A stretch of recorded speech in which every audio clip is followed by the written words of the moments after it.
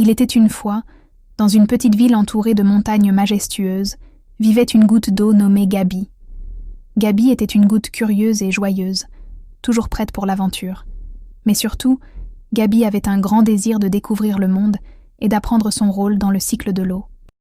Un matin ensoleillé, Gabi se réveilla dans une mare paisible près d'une montagne.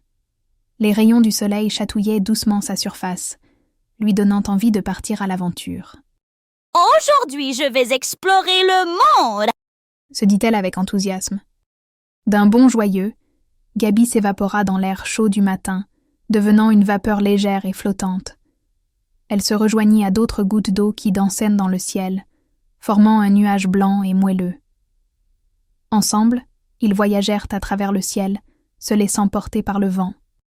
Au fur et à mesure que le nuage voyageait, les gouttes se regroupaient et se rencontraient, se mêlant les unes aux autres.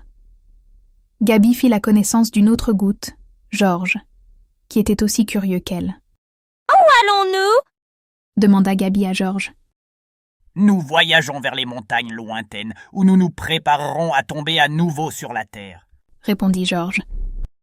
Le nuage continua son voyage, traversant les vastes étendues de terres et d'océans.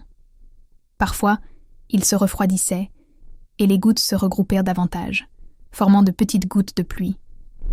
Gabi et Georges tombèrent sur un champ de fleurs, apportant de l'eau fraîche et nourrissante pour les plantes. Après avoir nourri les fleurs, Gabi et Georges continuèrent leur voyage. Ils rencontrèrent d'autres gouttes de pluie, et ensemble, ils formèrent un ruisseau qui serpentait à travers les prairies verdoyantes. Les enfants s'amusaient à sauter par-dessus eux, éclaboussant joyeusement dans l'eau claire. Le ruisseau les emmena jusqu'à un grand lac paisible, où Gabi et Georges se reposèrent un moment. « C'est merveilleux de voir comment nous pouvons apporter la vie partout où nous allons !» dit Gabi avec admiration. « Oui, chaque goutte compte dans le cycle de l'eau, » répondit Georges avec sagesse.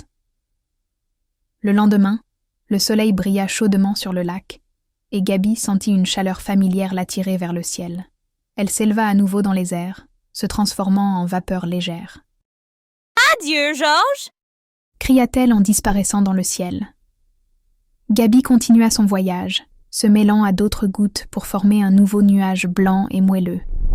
Ils voyageaient ensemble, portés par le vent, prêts à tomber à nouveau sur la terre sous forme de pluie, de neige ou de grêle. Et ainsi, Gabi réalisa son rôle important dans le cycle de l'eau.